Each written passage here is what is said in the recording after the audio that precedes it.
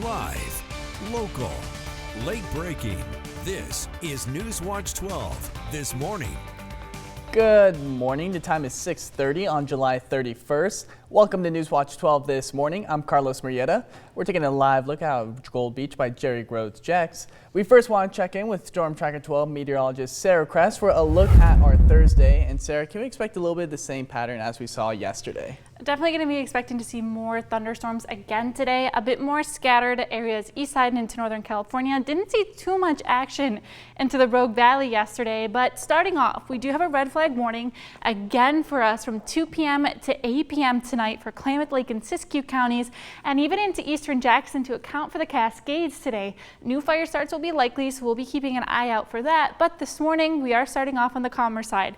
We did see an isolated cell develop into Siskiyou County this morning, just north of Wairika. We do have the possibility for some showers to develop east side for us this morning as well, so just keep an eye out for that. But the main part of that activity is going to be into the afternoon through this evening. But a live look outside, seeing anywhere from mainly clear, partly cloudy to mostly cloudy skies. A bit nicer along the coast if you're looking over towards Gold Beach this morning. Mild temperatures, pretty warm for us into the morning. Highs climb into the 90s for us today into the Rogue Valley, so we'll be feeling hot if you head your way outdoors. Now, in terms of those thunderstorm chances, like I mentioned earlier, we'll see more of that scattered activity areas over to the east and into Siskiyou County for us. Could even see some isolated strong to severe storms possible. Risks come along again with the lightning, gusty outflow winds, and some small hail possible, and could even see some heavy downpours for us today. Now, I'll talk more about what we can expect in terms of high temperatures and the timings of these storms coming up in your next forecast. And an 8.8 magnitude earthquake triggered tsunami warnings and advisories all the way to the U.S. West Coast, including parts of Oregon and Northern California. And here in Southern Oregon, Curry County was under a tsunami advisory, and we checked in with the Sheriff's Office on how the community responded. Law enforcement quickly alerted low-lying areas and monitored potential impacts, especially around Brookings Harbor. Everybody was very cooperative, but I would say about half or maybe a little bit more than half left out before the time the tsunami was supposedly would have hit. They went up to higher ground. They parked up there in the parking lot of the South Coast Shopping Center. Sheriff Ward told us it was a non-event with no damage or injuries and a community that listened. Emergency crews credited strong communication and local cooperation for the smooth response. And for the third day in a row, the Siskiyou County Sheriff's Office is scaling back on evacuation zones for the Butler Fire as containment climbs to 76%. Just 3 evacuation orders remain in place, though several areas are still under evacuation warnings.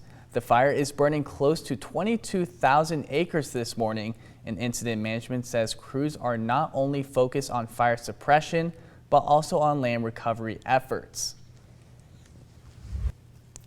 And more than 3.5 million acres of unleased federal water, which were previously targeted for offshore wind development, are no longer being designated for wind energy. In September, we told you about the Bureau of Ocean Energy withdrawing from their plans to build offshore wind energy off the coast of Brookings after a lawsuit was filed by local tribes. Now, BOEM is rescinding all designated wind energy areas on the U.S. outer continental shelf, ending their ability to build windmills off the coast. And the area known as Homeless Hill in Wairika is now being cleared after a notice to vacate was posted 2 weeks ago.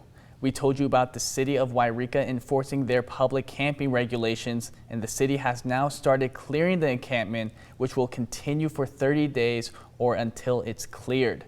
This comes as the city also opened a new low barrier shelter this week, and a closer look at this story can be found on our website at kdrv.com.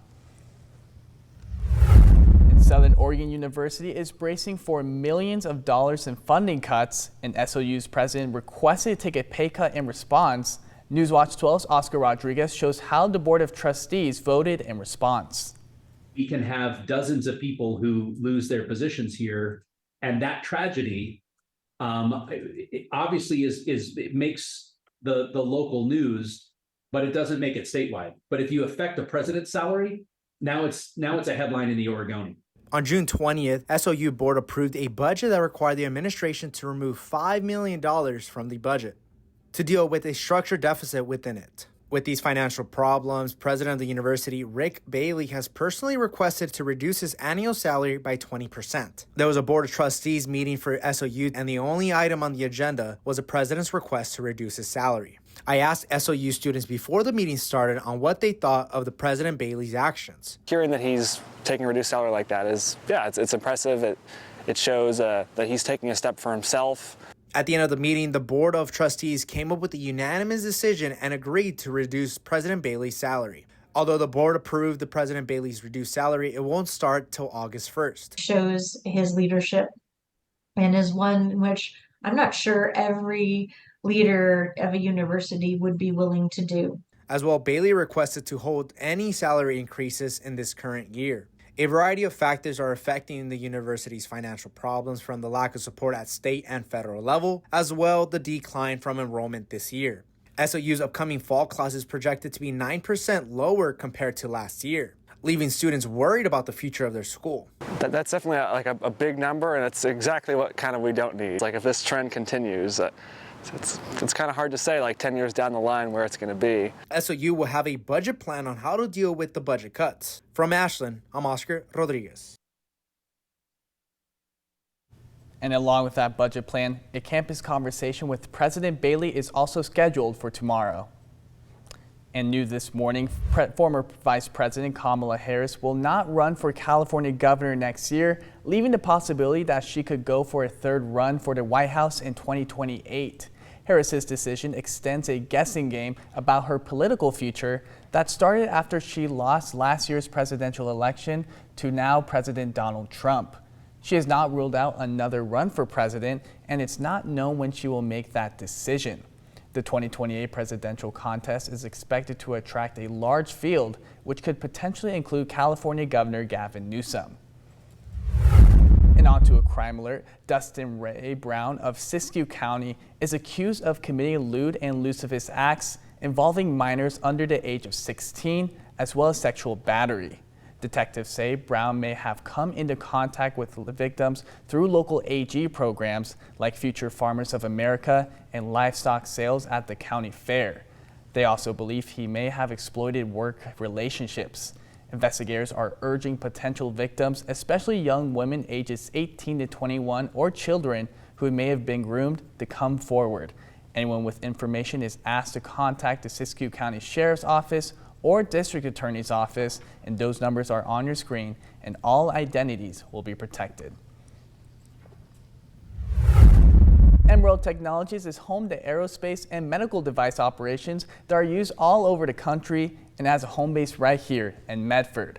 OsteoBoost is a company that creates a wearable band to help prevent osteoporosis and bone density loss. They teamed up with Emerald to help manufacture and create jobs right here in Medford, and with that partnership, they created multiple jobs in the community with more to come. An FDA-cleared device to treat low bone density, and actually we're building a comprehensive solution. Our device is the only prescription treatment for low bone density that's not a drug. And we felt that the quality and all of that was going to be really good, and we wanted to do it locally. Partnering up with OsteoBoost has opened new doors for both companies, and up to 30 new positions may open up at Emerald Technologies in order to keep up with the business. And today, the Klamath County Fair kicks off at the Klamath County Event Center, and it runs through this weekend. This year, parking is completely free, and there are more than 7 public lots available. Fairgoers can hop on the Little Red Train for a ride straight to the gates. It will be running loops through the parking areas all day. And today, the Applegate Fire District is inviting residents for an evening of community connection, conversation, and collaboration at Valley View Winery.